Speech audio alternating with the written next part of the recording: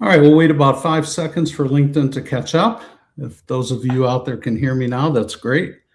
And I'm looking at my phone and looks like it's about to sync. Okay, great.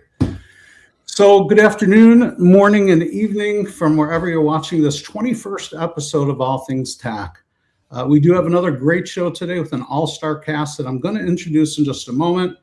But I want to begin this live stream with a reminder about Drone Responders TAC Working Group. And this is where I'm going to put up a QR code on the stage for you to take a look at and scan. That QR code is going to take you to droneresponders.org. And, you know, just to tell you a little bit about them, they're an organization that is dedicated and was started to provide successful implementations of automated systems, drones being the first, into any agency solution set. So whether you're a firefighter, a law enforcement officer, emergency management outfit, you can join for free and take advantage of the wealth of information they have online at your disposal. As well, about 4 months ago, Charles Werner, the head guy in charge, asked me to implement a TAC working group on the site. And my company, UAS Strategic, along with my buddy Tim Reed's outfit, Adeptus Cyber Solutions, stood up a TAC sandbox server. We issue credentials to those wanting to join the group. I think we're about 120 people coast to coast right now. We also hold training live streams most every Wednesday except tomorrow and the one right before Christmas. But it's a great place to find lots of answers, best practices. I mean, Texas DPS has been very generous with giving us training ideas in documents that you can access. We also hold challenges. So I think about 3 weeks ago, I held a challenge for everybody who was part of the group to develop the most elegant route using the routing tool that was offered to us by Paul Clifton of Coconino County Search and Rescue Group. He's a deputy sheriff up there. And the winner got a 9-hill Mini. Now, this one is good for 2.4 gigahertz. With this little nub antenna, you get about 1 kilometer. But we actually have a couple clients here in northeastern Pennsylvania who are getting 18 square miles out of a very high-speed antenna. This week, I'm going to be receiving their 2.5 and 5.8 gigahertz RID receivers. It has another couple of cool functions I'm not at liberty to talk about yet, but definitely give me a shout out if you're interested in airspace awareness. We help people do that on the administrative side, on the training side, on the ConOps side, the SOP side, and so on. Let me see what else here. Oh, when you hit that QR code on the screen, fill out the membership and then go directly to the TAC working group and fill out the form. If you're nice, you'll put your phone number in with dashes because that's what I need. So when people just put their phone number in, I got to go in and put those dashes in. But yeah, put them in and you'll get credentials within a few days. Lastly, I would like to take a moment to offer a huge congratulations to my good friend and drone luminary, Bobby Sakaki. His firm, UAS Nexus, is now working together with Firestorm, another outfit I'm very positive about, as you can see from my swag hat and hoodie, in providing Firestorm with an FPV solution that can produce a drone via printed or additive material in 13 minutes and 48 seconds. It can be mass produced within Firestorm's Excel ecosystem, and that brings us closer to drone dominance and the security measures we need to implement toward defeating threats from below and above. You could read more about it on Bobby's LinkedIn feed. So go check out Bobby Sakaki, Sakaki. This is one of the biggest developments right up there with my good friends at Orca. This is good stuff.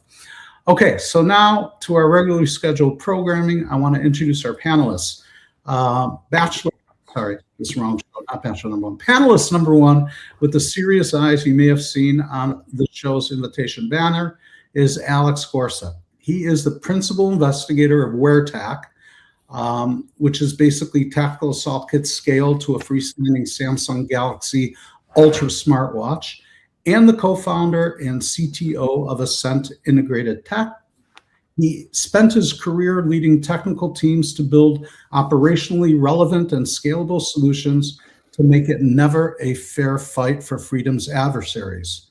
Hold on one second. Just got a beep there. Okay. Alex taught tech development and customer discovery for 5 years at the National Science Foundation's I-Corps and National Security Innovation Network's Hacking for Defense, and ran a Center of Excellence for GovCon for the state of Illinois.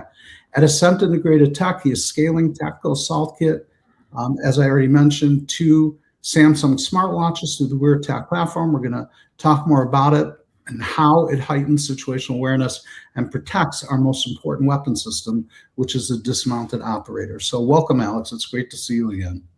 Thank you, sir. Great to be back. All right. Next up is Mark Halliday. Mark Halliday is in the UK, and he is a director of Mini Workgroups Limited.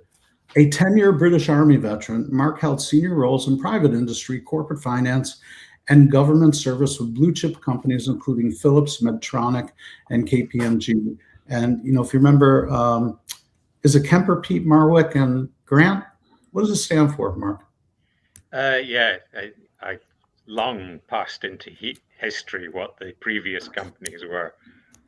Right. And you know what's funny is I work for McGladrey in Poland, and we always said we were number 7 of the big 6, of which KPMG was part. Mini Workgroups is a tax solutions provider. They're principally focused on small to medium-sized organizations, and they fully scale solutions to integrate hardware, software, and operating insights to provide a whole organization solution. And we're going to be talking about how they do that a little later today. Izzy Freed, welcome. Izzy was born in New York City on February 13, 1973, raised in Brooklyn, New York, then moved to Rockland County. He attended Rockland County Community College before enlisting as a lone soldier in the Israeli Defense Forces. Upon returning to the U.S., he graduated from Touro with a BA in political science and then went to law school and became an assistant district attorney in the Kings County District Attorney's Office. During that time, he passed all the preliminary tests and exams to become an FBI special agent and was given a conditional offer of employment, but he then decided to go into the private sector, working in the security industry for 15 months before hanging out a shingle and opening his own law firm. He was a criminal litigator for more than 25 years with high-profile criminal cases and media coverage in New York Law Journal, New York Times, and so on and so forth. He also was featured in HBO documentaries, Sex Crimes Unit, and Netflix Exhibit A, Touch DNA, and the book Amongst Righteous Men. He founded Fox News Sierra in February of 22. He has done very well at aggregating the right folks for training, the right folks for operations. He also developed what is an amazing piece of tool, and I think the most unique tackable tool on the market today, and that's the Assess. It's an active shooter evacuation security shield. It looks like a whiteboard. I actually have one in a school here in the northeastern Pennsylvania area. I am a reseller for Izzy because I love it so much. I'm at that age where I get to choose what I really enjoy. So we're going to talk about all of that good stuff. So welcome, everybody. I appreciate you all being here. Thanks, Ev. Thanks. All right. Let's start with Mark. Mark, is there anything that I missed in your resume or CV that you'd like to add to? No. I mean, I think keep it simple is the answer to that.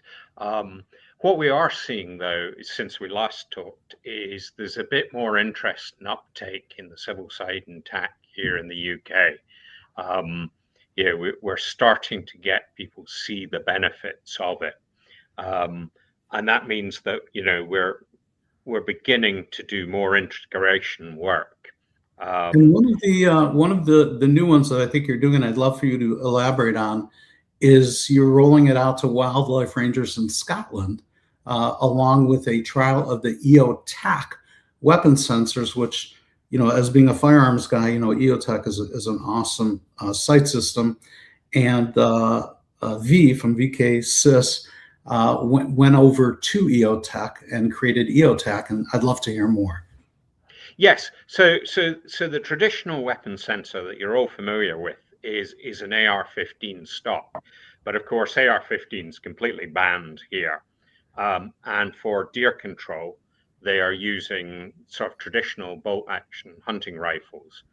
And what that means is, together with VK and the EOTech team, is we're actually developing a whole new sensor, which is going to be a bolt-on. So it's going to have a Picatinny type rail mount to mount on a civil deer stalking rifle. And then that will give us the capability to not only target the deer for management with the drones.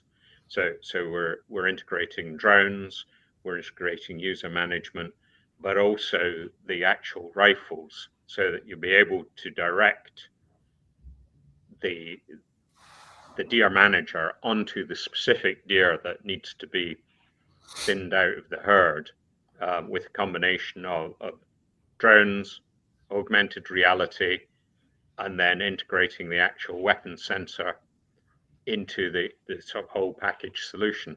So it's a really interesting project, bringing together several partners from the TAC ecosystem to make a completely new capability. And we're very excited about it. That's awesome. That's awesome.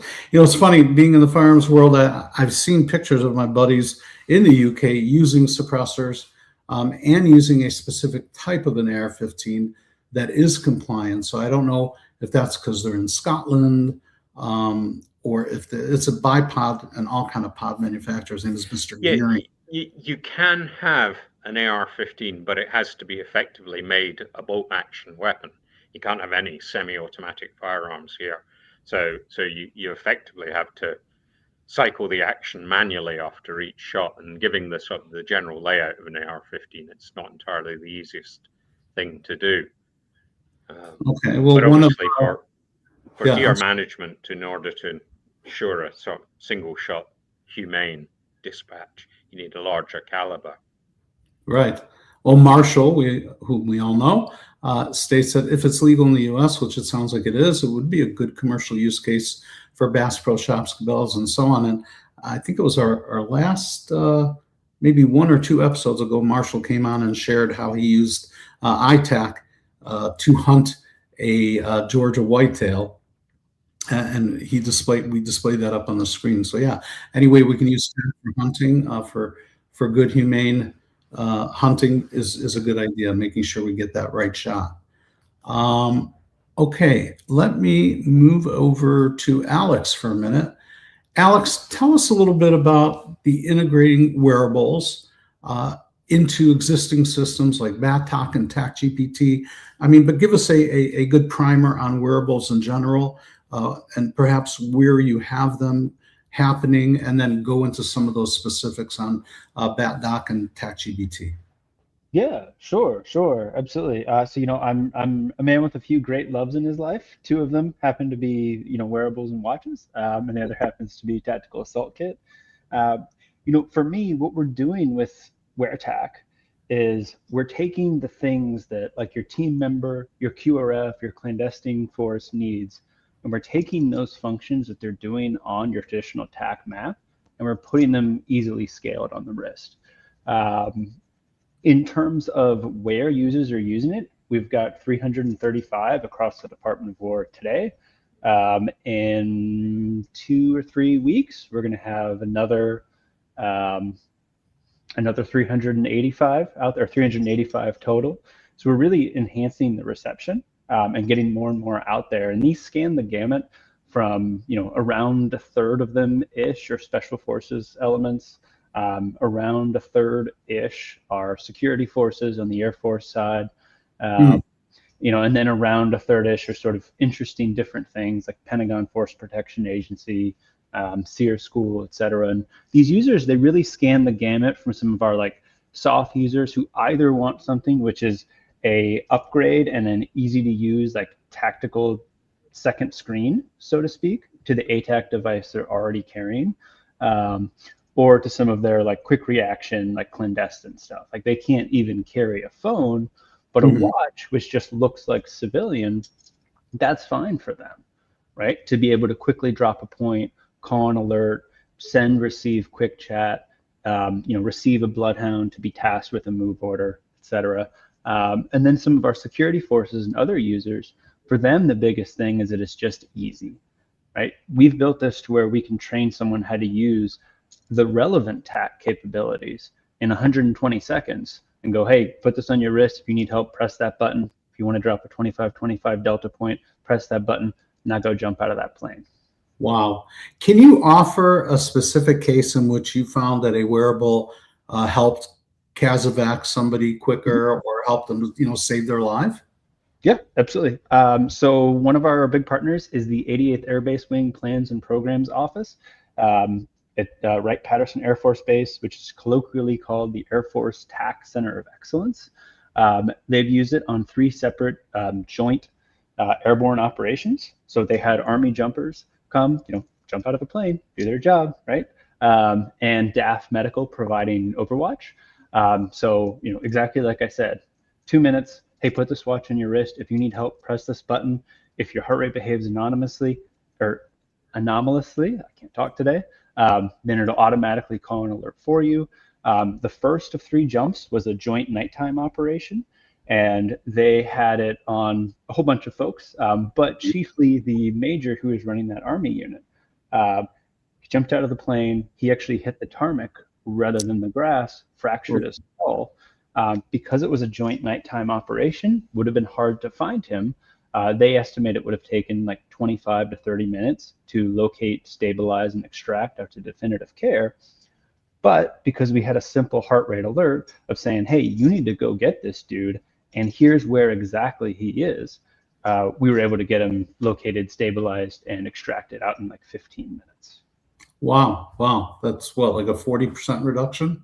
Yep. That's a good metric. That's a great metric. And what are you able to display? Like, how detailed can you do on that real estate of the watch? If you go up and down, if you side swipe, can you put an application in there, a plugin that somebody can use from the watch? And if you do that already, let us know which ones you have.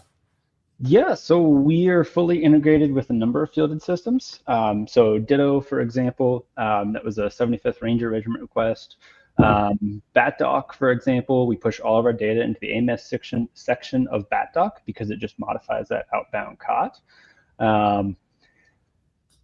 Also integrated into TAC GPT.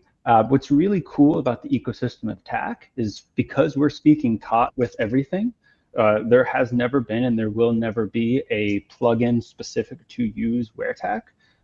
Because everything's COT, that it all speaks into that same language, right? So a lot of these other fielded capabilities and systems we just talk to, right? So like some of like DroneHone and like Kennel CBRN sensors that AFRL is working on, we just get a copy of those alerts and then we can integrate them to display right on WearTAC in the same design element where a user would receive chat.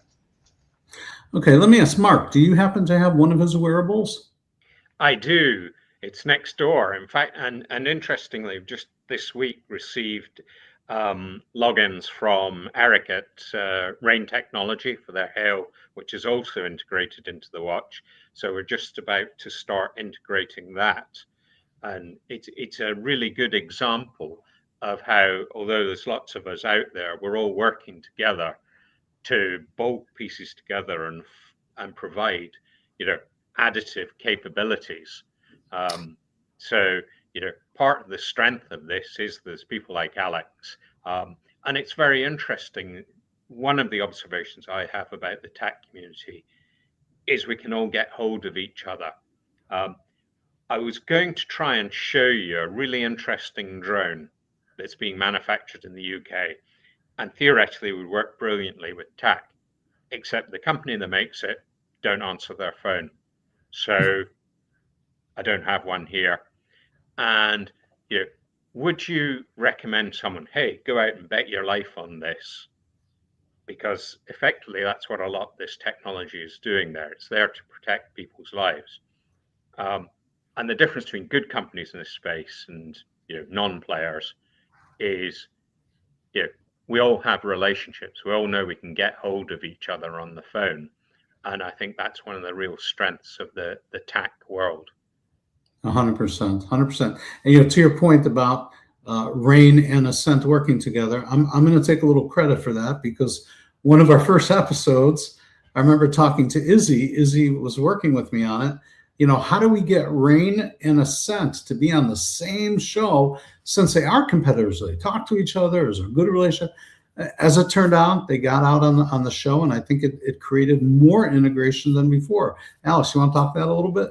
Oh, absolutely, 100%. I mean, it was a very easy thing for both us and Eric and Stone, and Anthony, the whole awesome team over at Rain, to be like, oh, they're competitors. We're all doing wearable and tack stuff. But as we talked about last time I was on, we're not at all competitors. We're incredibly complementary. Their focus is the dashboard and Hale, and does incredible, amazing things that I don't want to ever do. In the same way, our focus is on that next gen EUD, right? There's such complementary solutions. That's awesome. You need a place to show physio stuff, and you need a place to populate physio stuff. Awesome, right? It's peanut butter and chocolate. Or like peas and carrots, as Forrest Gump would say. So, Izzy, I know you wear wearables, and I know you've had experience with Rain as well. And I don't know if you've had experience with Ascent since, but can you talk to that a bit? Absolutely. So I've had experience with both, and the three of us here on this chat, together with Stone and Eric from Rain, we were able to bridge that. And I think a lot of the initial hesitation was from not communicating. And once those lines of communication were open, it became obvious out of the gates that there was synergy here, and that we were better together and stronger together. So I was running with Rain before I met Alex. And then, LinkedIn is a great place for us to network, especially in the TAC ecosphere. And like to build on what Mark says, being able to connect with leaders in the industry is so easy in TAC, where, in any other industry, I think you'd be hard pressed to get to decision makers, to have real conversations that lead to actions. I have never experienced it in any other industry, and I've been in a few where you have access the way you do in TAC. And that access is not just, pleasantries. It's how do we work better together to bring this awareness, this capability to the masses, to everyone, right? We're also dealing with something that's open source, right? It is crazy when you think about it. But to answer your question, yes, I deploy with both of these technologies. And to build on what Alex said in terms of wearables, we have been presenting WearTAC and the technology to law enforcement, and we use it on the EP side, the executive protection side. So being able to outfit an executive or a high profile individual with a wearable that is innocuous, it just it blends in. There's nothing about it that screams tactical or protective.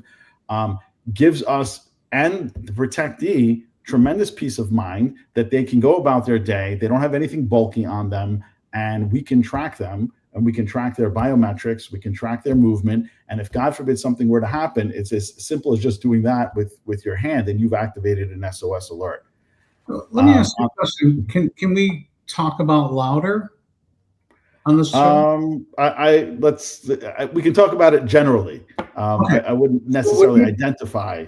All right. So when you do executive protection, putting that wearable, is that something that you do? You've already done that with Yes.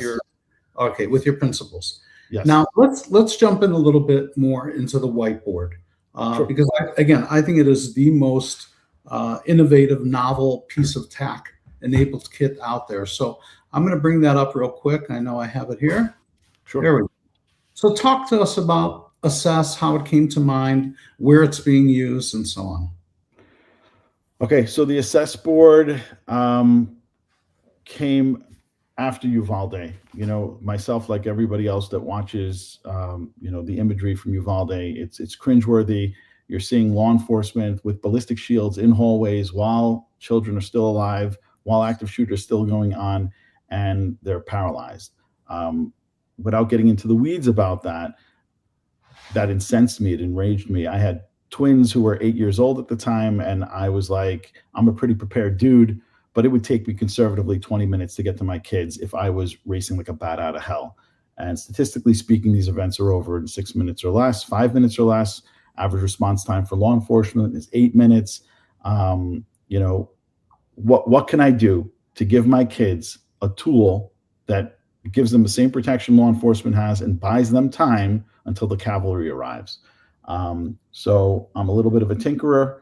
I ordered a mobile whiteboard on Amazon. I took the whole thing apart. I went to a buddy's welding shop. He taught me some basic amateur welding, and I Frankensteined what you see in front of you. I mean, that's a Gen 2, but I put together a 6 foot tall by 4 foot wide whiteboard that had ballistic panels inserted inside it. And my thought process was I would put this in every classroom, and it would provide at least a layer of protection for, a teacher and students in the classroom, basically my kids.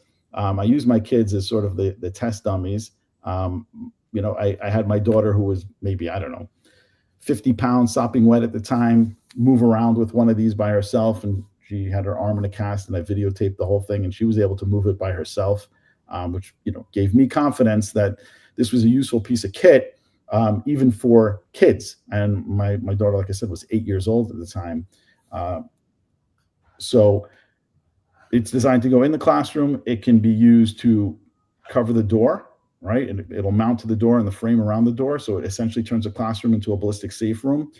My initial design and thought process was I wanted to use it to get kids out of the classroom. If you look at the active shooter protocol response on the civilian side that is recommended by both Secret Service and FBI, it's run, hide, fight. The first thing is run. But every school in America goes into lockdown. Nobody runs.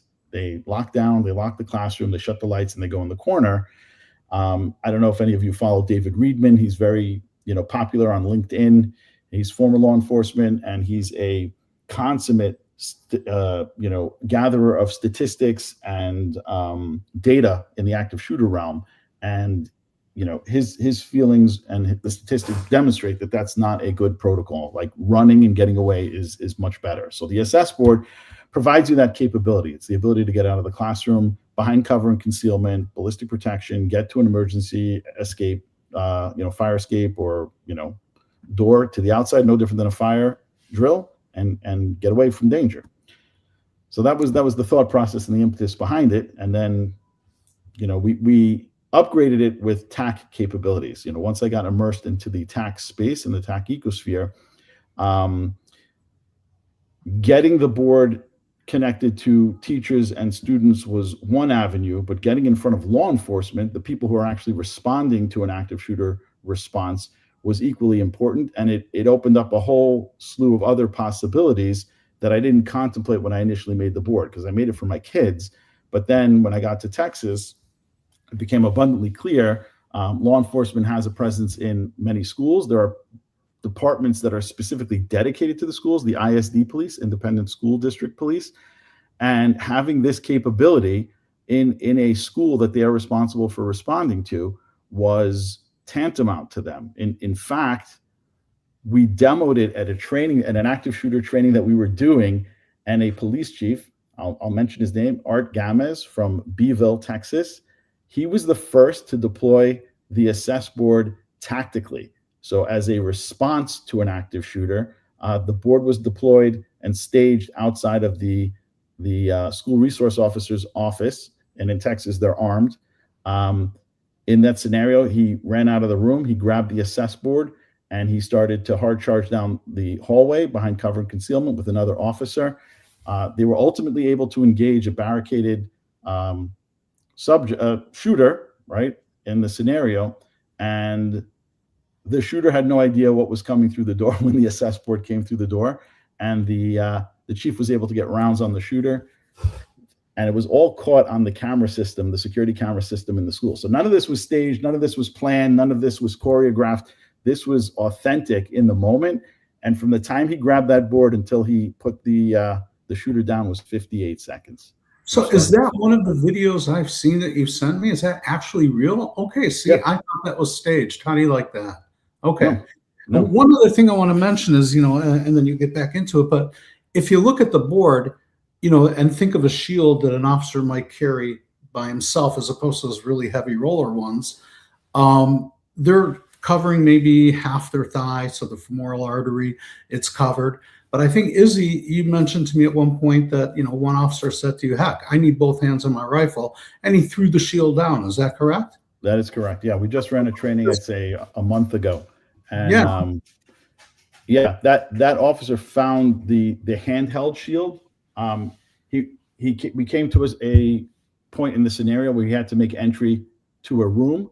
The room had glass on two sides, so there was no covering concealment coming from the outside. So you could see into the room, and you could see from the room out into the open area. He had a team behind him. He was the breacher. He got up to the door, and he was stuck. He couldn't open that door. Breacher moved up, and they got into a funnel, and it was very confusing. And he's like, I have a vest on. If there's shooting going on and there's kids in that room, I don't need this shield. I'm going in, and I'll take my chances. And he just threw the shield down, and he went. But if you look at this, you could see that you are covered as an officer head to toe. And in addition to that, you could put two people abreast, each one pushing one of the handles, and you can stack it down 4 or 5 rows behind you. So you can ingress with a powerful force and then use it to egress the civilians backwards. And I want to show you real quickly what I brought to CivTac. Let me see here.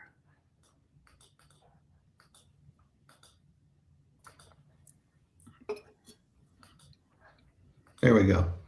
Okay, so when I brought the board to CivTac, there's a couple things I want to point out. You might see the arc on the right side. That's a fin that has several holes in it, which allows you to bring the top of your board down in increments, and that protects you from threats from above. So think of a Butler, Pennsylvania, and think of, unfortunately, Charlie Kirk's situation. That could have been used as protection. As well, I have both my EUDs on the front, but when we deployed it at the school here in Northern Pennsylvania, we got one EUD in the back, one in the front. We have a camera pointing to the front and one to the back, and we're showing wherever you are what's on the other side of the board as you're going forward or backwards. In addition, we have a GOTAC tracker, a puck, up on the top, magnetically adheres to it.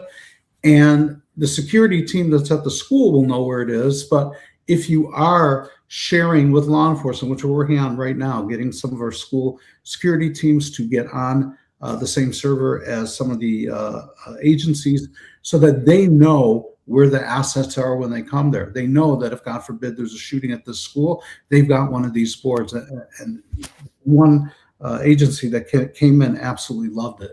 So, yeah, that's the kind of stuff you could do that makes it really, really novel. The most novel kit, I think, for TAC.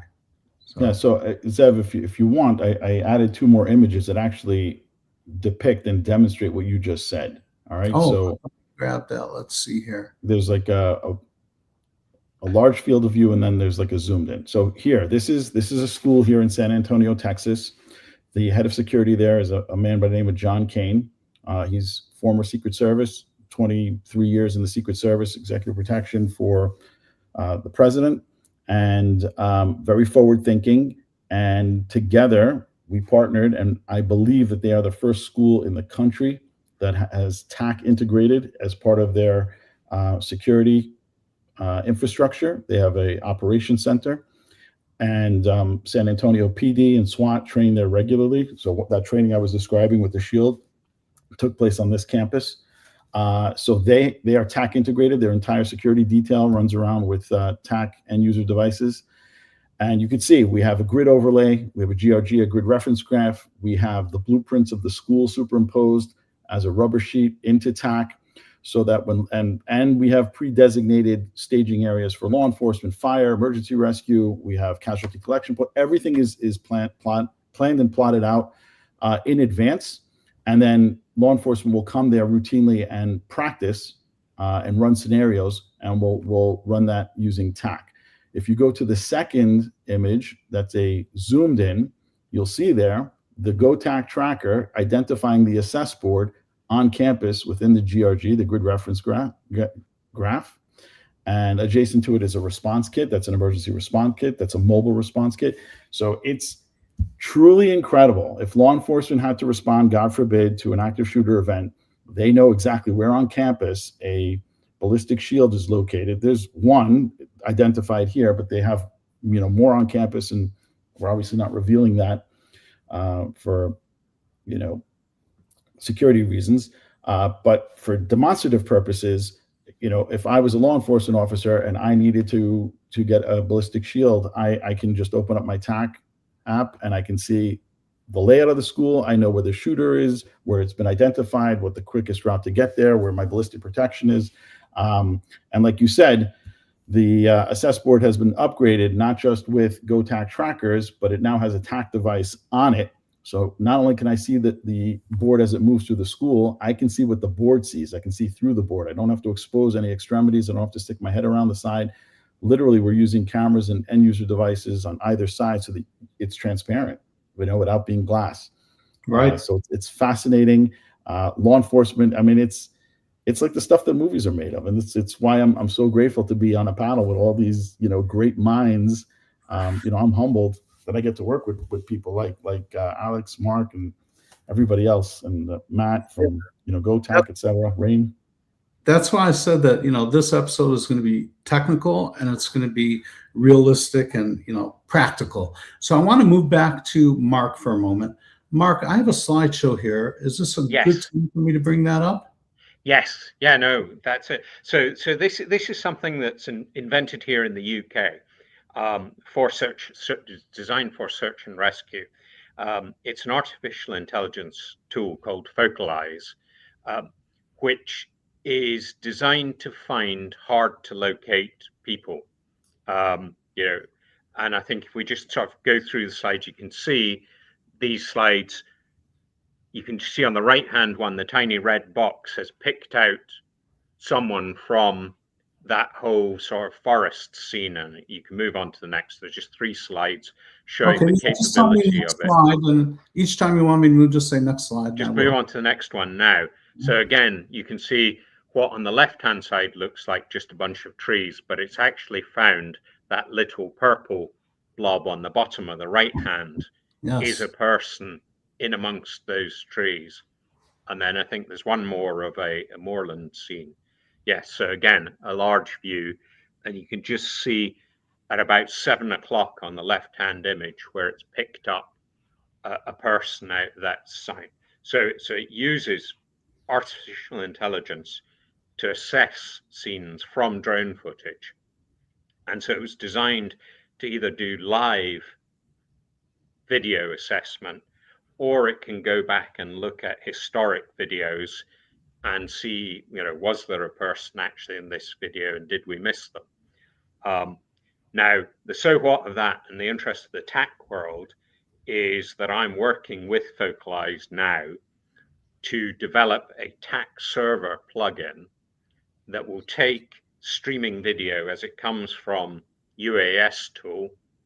It will create a second virtual drone in the TAC environment that will do these assessments in real time. So as you're searching for someone, it will actually enable you to give a location. And the development path for this is ultimately when it sort of highlights someone, it will drop a COP marker in the TAC environment with some sort of probability of how likely is this is a person, so that can drive the search.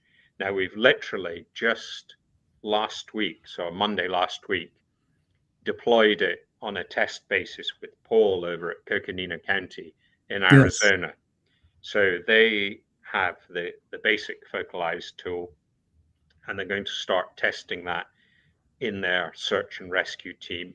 And they will also be part of the workflow in bringing the TAC server plugin into use, so that this is just an idea of where we can take something that was a standalone tool and then integrate it into the TAC environment and generate an enhanced capability. So we're really excited about this. And we think in the search and rescue environment, it's Mark, you certainly always here. Sorry, I thought you. It's certainly here in Scotland producing results in terms of finding people who would be missed with traditional, video surveillance. And Mark, I'm impressed with the way you identify the right people, and they see you as value too. I think what's it been, about a year now since you and the wife came in to visit AJ in Corona? Yep. Yeah, no, it's February a year ago. Wow. Yeah. Sorry. And you gained a lot of his expertise there, and then forming up with Paul Clifton, who is arguably the best search and rescue asset, with TAC and everything that goes along with it. I mean, I think he's experimenting now with some receivers that can detect any emission, whether it's a weak cell phone signal of somebody who's still down there waiting to be rescued. Am I correct on that, Mark? Yes. So that's another CTI product, which was at CivTech on the bench next to us. Really interesting product again. So it can be mounted on either an aircraft or a drone, and it will simply detect any electronic emissions in the Bluetooth and mobile field. And it's just another link to strengthen the ability to find people in distress or who don't want to be found. Awesome. So public safety is into it out there in the UK, and you're spreading the gospel. That's great. I want to go back to Alex for 1 minute. When we were talking about wearables, Marshall put up a question. If you can read that, Alex, and then respond to it. Yeah, sure. Alex, where do you see wearables going with lower cost AR eyewear? Exempli Gratia, Meta Ray-Bans if API exists, Miro, Halo glasses, plus all the wearables you mentioned for BatDog. Curious your thoughts on commercial wearables and how to expand into TAC community that is affordable and able to integrate. It's a great question. I very selfishly look forward to the day where I can run a bit changed up VR TAC as AR TAC on smart glasses, rather than just either using VR TAC in my Quest or projecting a TAC in my my smart glasses that I just plug into my Android phone. That's going to be an amazing day. I think what's going to be really important when we think about peripheral devices in TAC is to not necessarily think of them as strictly peripheral, right? Like, provided they have the hardware, connectivity, et cetera, infrastructure, like everything has to be built to be freestanding first and foremost, and then you can use various plugins, server mods, ATAC devices, whatever other stuff to make it even better. But I think everything has to first take this standpoint of it has to start freestanding and then connect into the ecosystem and just be made better. I think in terms of affordability, that's going to be the struggle for the ecosystem. We're the fifth wearables on TAC based project, right? Like, I wish I could say that I'm the first dude that ever thought of it. But, fundamentally, like, it just comes down to first and foremost affordability from a user experience perspective. Like, if the user gets value from it, whether that's, a BDoc or, QRF or team lead or team member or whatever, if they're getting value from it, everything else is going to shake out. From my perspective for WearTAC, like, it's totally free for everyone to use with a TAC.gov account. Like, that's how things have to be built. Like, because of this ecosystem that, Ralph and many others at AFRL put together, like, we're building this incredible mission value for every one of our partners. We as an industry, right?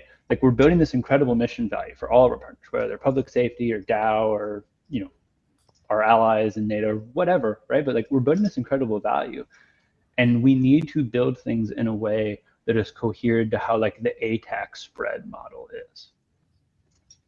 Telling licenses just ain't gonna work. Yeah, no, I agree with that. Do you find that what percentage of plugins do you think are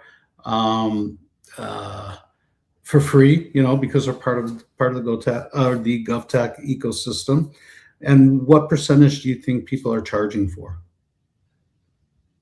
Oh gosh. I It's even. I wouldn't say it's even. This is, I don't know. I'm going to throw out a number, and any of you jump in if I'm crazy off, but my sniff test tells me maybe it's 80-20, free to paid. I haven't done a huge amount of research, but that's what I'm thinking. Okay. I mean, I know that we I developed. would sort of agree with that. I think the bulk of the plugins, the key ones, DataSync, UAS tool, they're all paid for by the U.S. Air Force, basically at Ralph's insistence, and he's the godfather of TAC for free. He really is. Yeah. There are a few capabilities that somebody's got to pay for it somewhere. It hasn't gone into the core yet, and it may be that's the way it ultimately goes. It just depends on somebody with the purse strings fronting up the development and support costs. Yeah, when you brought up, I'd love to give all my time and expertise away for free, but yeah, the dog has a different views on the lifestyle he wants to be kept in. Right. And, to that point, well, first of all, obviously I brought up that picture because you mentioned Ralph, and this was one of my favorite pictures that I took. And I think, Alex, isn't your table almost right behind there? That's CivTech? It's close by. Yeah, I think if you go around to the right. Yeah. So I'm sorry I didn't get you in there, but you were so busy running out during lunch. Hiding behind the pillar. Yeah, meeting with all the various agencies while you were there. So that was good for you.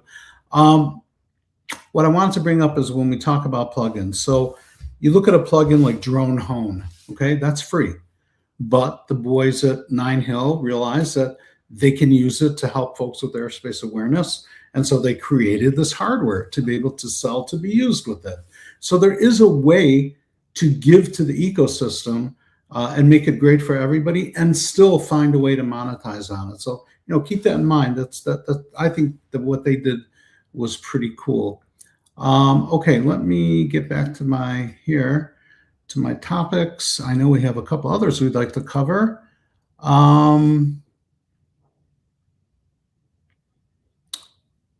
Let's see here.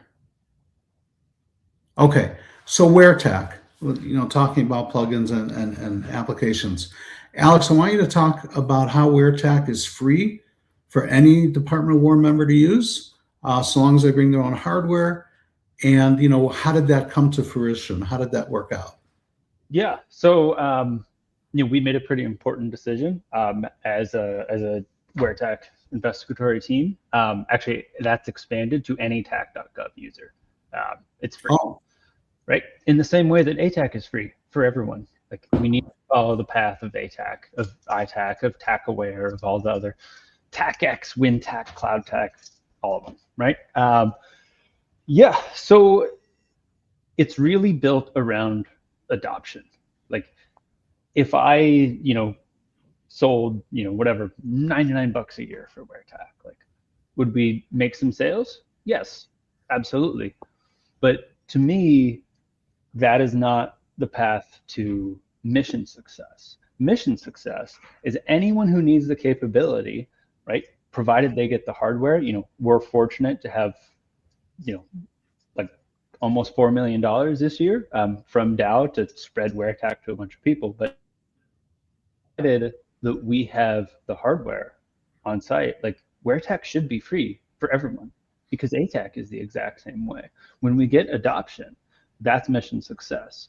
Mission success builds a critical capability that solves a mission gap. Individual units should not be paying for WearTAC, because Dow is going to recognize that that mission capability and going to fund it and keep it existing.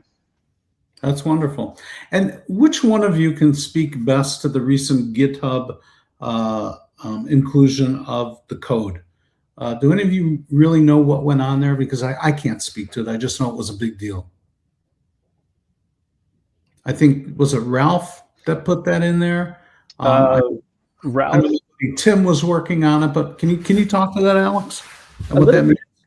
Yeah, sure. I mean, I'm certainly not an expert in any stretch of the imagination on it, But what I can say is that that is an incredible capability to the ecosystem. I mean, even like, for us as WearTac, right? Like it did bring, and it made our development faster of some of our soft work, because it was brought into there. And what's incredible to me is that Tim and Ralph and everyone, like they did that just to help out the ecosystem, just to help out the warfighter, to help out public safety. Like no one got to my understanding, no one got a contract to do that.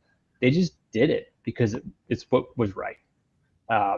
As a dev team, that vastly hastened our efforts, and I'm sure I'm not alone there. And I just want to, say to both of them, like, thank you for doing that, because it was incredible. Yeah. Well, while I have you on, Alex, I want to continue with you and ask you to talk about how you're implementing existing systems like Certus microphone-based gunshot and UAS detection to make every watch a sensor node. Can you expand on that? Yeah, absolutely. So that's a perfect example of the kind of things that we're doing across the ecosystem with WearTac. So I'll answer in like sort of a broad sense and then bring it specific into that integration, right? So WearTac really, it functions as a scalable, easy to use end user device. Like I said, 2 minutes, put this on. If you need help, press this button. Now go jump out of a plane or, do your job, right? But more importantly, it really functions as an IoT node. Now, whether that's an alert coming from the watch, like Certus Innovations gunshot and UAS detection, which is a microphone-based government off-the-shelf. So again, free for any TAC.gov user to use and for us to integrate into WearTac. It'll pick up sounds of gunshots and then prompt the user. We call it a warning, right? Warn the user and say, hey, we think that your watch has detected a gunshot, please confirm.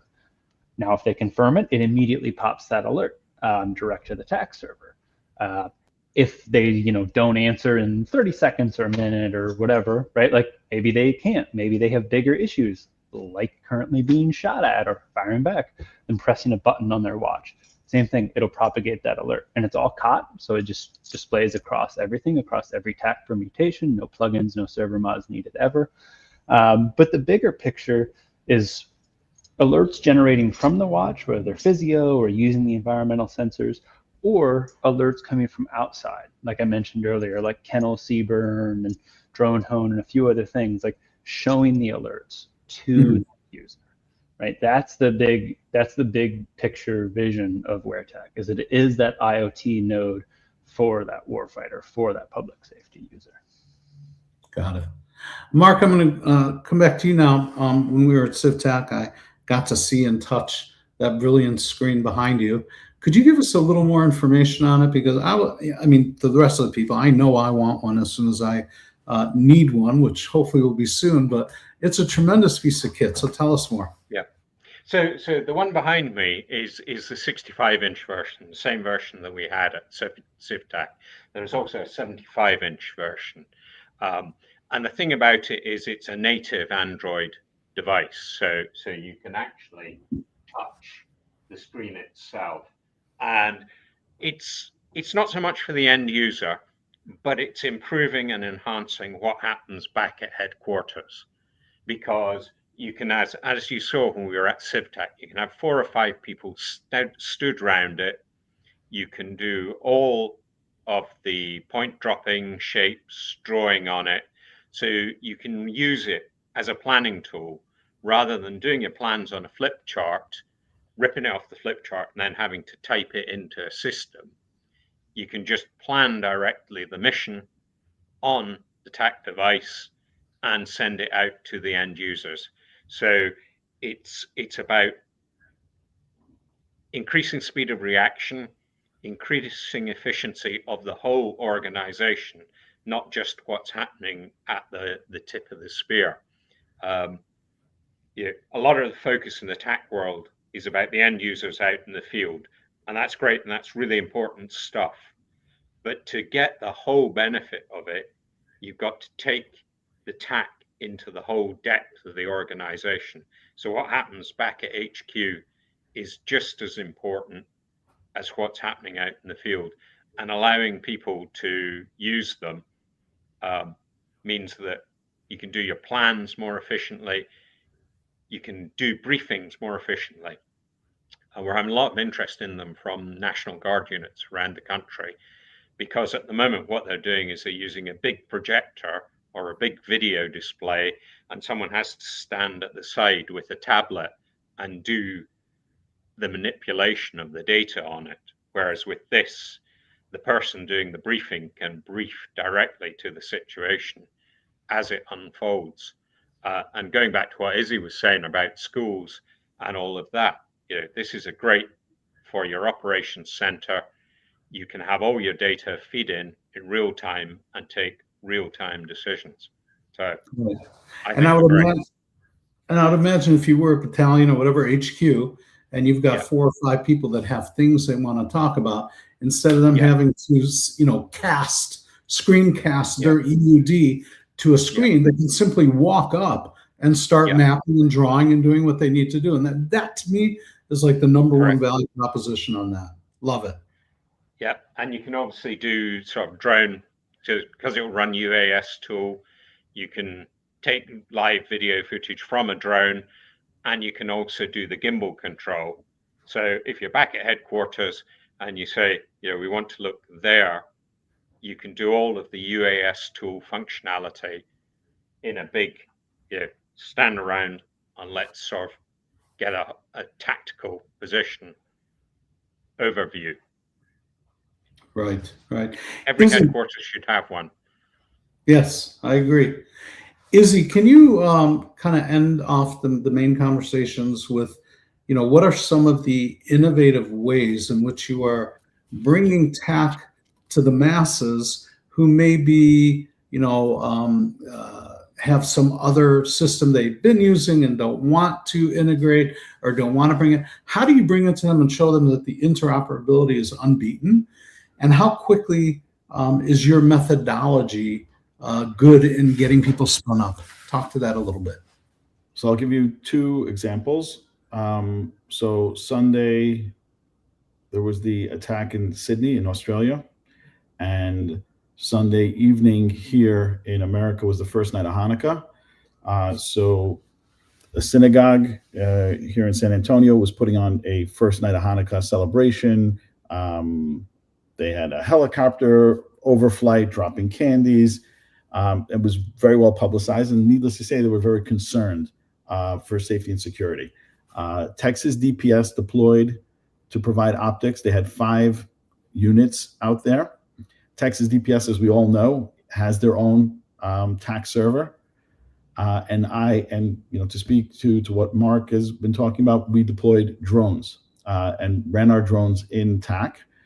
So we provided drone ISR and Overwatch at that event. And when DPS showed up and I asked them if they were up on TAC, they said, yes, we're up on TAC. I'm like, okay. I handed them an EUD, an end user device with the drone feed. And I said, hey, you want me to run it through your... They don't use TAC on the day-to-day. They have training on it, and they're not, the officers on patrol are not using it. So being able to hand them an end user device while they sat in their cruiser so that they can see the drone feed for them was incredible. And I will say this, when I first started this, I was running around handing out business cards and hoping somebody would call me. And now at the end of the event, they got out of their cruisers, they came over to me and they said, do you have a business card? So being pursued as opposed to pursuing, that I think is telling, number one, to answer your question. And then the second example is on the civilian side. So like a large part, I would say at least 50% of my focus is bringing TAC to the civilian side, to those that are less aware. And again, using the attack in Sydney in Australia, so that Hanukkah's 8 nights. There's 8 nights of celebration throughout, the Jewish communities here in Texas. And my phone started to blow up once word got out that we were providing, drone Overwatch. There are a myriad of these events, and they're like, hey, can you come here? So I have to go up to Dallas. I have to do another event tonight. I lovingly and very graciously am humbled that I get to do it. But seeing is believing. You can talk to a concept, till you're blue in the face, And maybe you'll have a light bulb moment. I can tell you that a Zoom session from me never sold a thing. But if you go out there and you're face to face and you throw a drone up, I will tell you that after that event, I had 5 separate people come over to me and go, I felt safer having a drone in the air over my head. Whether they didn't see a feed, they didn't know about TAC, they didn't know about who was watching it. There was a psychological thing, a switch that got flipped that inherently made them feel safer, like they were being watched and observed, and it just felt more secure. And I can tell you, we located a vehicle that was very suspicious, that was inside the perimeter, that wasn't supposed to be where it was. We were able to get people over there to talk to the people in the vehicle, and we found out that they were part of the security element, but nobody had said anything about it.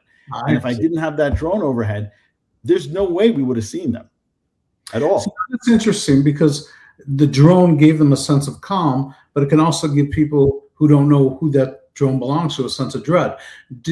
Are the DPS drones that were up there or your drones, so you got blues and reds flashing on them to give people that feeling of comfort knowing it's law enforcement watching them? DPS did not have drones on scene. Only I did.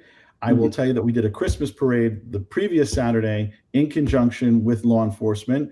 We had counter UAS systems running. We saw 3 unauthorized drones, and on the counter UAS system, yes, it's blue and red. So blue were the authorized drones, the reds were the unauthorized drones. We had one in particular that was flying without navigation lights, that was flying beyond visual line of sight, was buzzing the floats in the parade, and we tracked it, identified it, located it. We had foot patrols coordinated through TAC. So all law enforcement were up on TAC. We coordinated a response. They got to the location. They did not observe the pilot of the rogue UAS. They were looking in vehicles. We got our drone overhead. We turned the thermals and the night vision on because this was night. And we located the pilot on the roof of a post office with a ladder that they used to get up there. Wow. All right. And we're able to send a cruiser with a spotlight and get them down from start to finish, from identifying that drone, tracking it, locating it, get boots on the ground around that perimeter, getting the drone overhead. That whole thing was under 5 minutes from start to finish. Yeah. So first thing is that, Jason Day is a program manager for UAS over at Texas DPS. He's been on our shows. He's part of the TAC working group, very integrated with drone responders. Just put on TexCon, I think it was last week or maybe the week before, which was amazing and had TAC lessons and so on. The fellow who's in charge of TAC there is Jared Vanderhoovel and Brandon Albert. These guys make sure that the TAC is going where it needs to go within Texas DPS. So, I'm going to make that connection between you, Izzy, and them because you need to know who those folks are. And of course, there's Robert Cameron, who is, I think one of the top flight chiefs in those units. So, and I think they have something like 600 drones at DPS. It's a wild amount. So yeah, you need to be in touch with them, and I'm going to put you together with them. The other thing I wanted to mention, or to ask actually, is, we've just seen that SLTT, or state, local, territorial, and tribal, are going to start getting some tools for counter drone. The guys who really are doing it great are up in Connecticut. Jerry Nazario and Kevin Pelkey. They're doing a wonderful job, and they have various flavors of it. Can I ask what counter drone you were using? And of course, if it mitigates, don't tell me about it. But I want to know about the detection, maybe classification, and so on. What types of brands and tools were you using? Was it Drone Tag? Was it Nine Hill? What were you using? It was Air Warden was the system that we were using at the time. I will say that we have I personally have a long-standing relationship with GoTac, with Matt, and Matt's been on the show as well. He's got his own system, and we're going to be deploying with that one as well. And we have some other ADSB too for Manford. Yeah. Yeah, and we've been in discussions with Matt about building out something new and unique that's not out there yet. So I'm not going to talk to that just yet. But fun. I will say this: the more exposure we have, and probably everybody in here can speak to this. The more exposure you have, you just see how vast TAC really is. Like, you think you know everything today, and then something happens, and you're like, wait, we could do this in TAC, right? And then that's like the beauty and the excitement, at least for me, right? What keeps me going is like picking up the phone and go, all right, Alex, listen, we got an EP detail. I need a couple wearables, and boom, I got wearables, right? And picking up the phone and going, hey, Matt, we just experienced X, Y, and Z out on a site, and we were deploying doing this, and how great would it be if we had this capability? Well, let's put pen to paper and figure that out. That's what we do. It's just it's amazing. It's so good. Yeah. And to Alex's point earlier, talking about Eric and him between Ascent and Rain. So I am a value-added reseller for Nine Hill. I sell their units, but I'm friends with Matthew Salto over at GoTech, and he's got something that's different. He's got the ADSB into it, and he's got other frequencies, and I'm sure they're both going to rise, but that tide is going to make everybody rise. And I don't look at it as a negative competition. As a matter of fact, I'm an old guy, so I get to go back and tell you a quick story. I started and developed and sold the #1 desert tour company in Scottsdale and Phoenix. Prior to me, it was Hummers and Jeeps. I brought Israeli Defense Force vehicles called Tom cars that mom and dad could sit in the front and drive, Billy and Susie in the back. They go on a convoy with a former Marine in the front and back to make sure everybody gets home. Well, one day, a big destination management company opened up a competitive tour, buying the same cars, and they bought 45 of them. And I'm like, I'm done. I might as well just roll over and crawl in a grave. And as it turned out, it just made the whole concept more people became aware of it. And, I didn't have to do any marketing. And because we added other differentiators, it raised my revenue by 25% the first year. So competition can be good because it rises everybody up at the same time. So that's brilliant. Okay, well, we're over. And I thank you all for being here. Are there any last words you'd like to have, Mark? No, I think it's been a really good show, and you've captured it really well. It's about working as a team, and everybody brings their little wheel or ball bearing to the wheel, and we all add it. I think the last comment I want to make is the phrase I've been using quite a lot recently, is in the situational awareness world, TAC is the VHS, and anything else is the Betamax choice. And I think that's the view that I've come to. There's so many people using it that just by weight of adoption, it's eclipsing everything else. That's brilliant. I like that. Alex, what would you like to end with? I mean, I just wanted to highlight the three of you. We heard some pretty cool stories. And first, Zev, we wouldn't hear any of these stories without you doing this. Izzy, Mark, I think you both brought TAC to something that I don't think anyone could have ever predicted TAC necessarily going to that level of systems level thinking. Izzy, brother, you did an incredible thing with the school, enabling everything to do, not just here's how you use TAC, but putting GoTac trackers, for example, on the SS boards, people can see where they are. That's amazing. That's an incredible capability. And Mark, man, I mean, taking TAC to Scottish game wardens, that's awesome. Those are both just incredible stories. So, thank you for doing that. Thank you for sharing that. I love those. Great words, Alex. Thank you. Izzy, before you end with some words, I would like you to respond to John Diedrich. That's a great case study, Izzy. Any way you can get a more detailed breakdown. I have an idea. Let's set up another All Things TAC where you can bring up a slideshow and talk about it, whatever you need. And Alex, let's bring you on and maybe bring up a slideshow talking about a specific instance where you have done amazing things. And Mark, we'd love to know more about what's going on in Scotland. So let's look for the 2nd or 3rd week of January to get that done. I would love that. Izzy, of course, if you want to, or John, if you want to connect with Izzy, until then, definitely go out on LinkedIn. There's not too many Izzy Frieds. It's spelled like fried. I know whenever I say call Izzy Fried on my phone, it says calling Izzy Fried. I'm like, what? So yeah, get in touch with him there.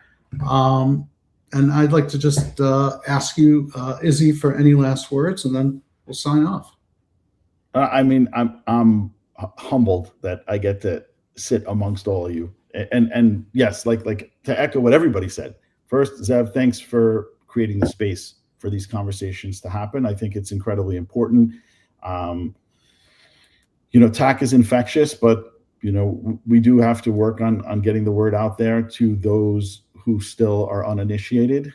So this is a great platform and a great way to do that. And you guys are an inspiration for me. I'm just grateful that I get to play in the same playground as you all. And Mark, we have to speak offline because I have a game warden request in the last month, week actually. What am I saying? A month. So this is certainly right up your alley. So thank you all. Thanks for letting me be here and play and working with me to help me expand into the world of TAC and bring it to those who need it most.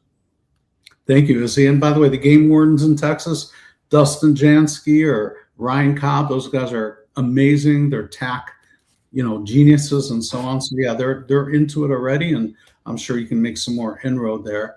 I want to thank all three of you for being here again.